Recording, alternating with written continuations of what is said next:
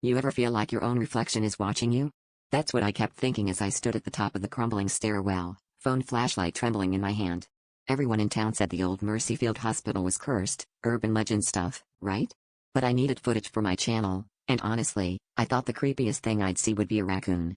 I promised myself I'd only go as far as the basement, just to prove there was nothing to fear. The air changed the second I stepped off the last stair. You know how people say a place feels wrong? This was worse. My light flicked across rusted gurneys and shattered tiles, but then caught something I almost missed, a dull glint, like marbles scattered across the floor. Only, when I pointed my beam directly at them, I realized they were eyes. Dozens of them. Staring straight at me.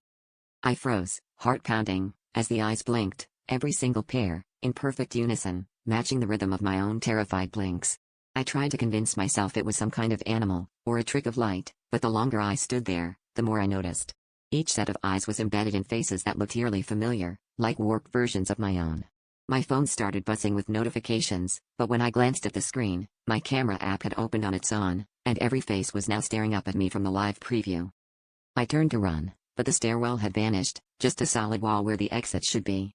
My flashlight flickered and dimmed, and I felt cold, clammy hands brush against my arms, pulling me gently but firmly into the darkness.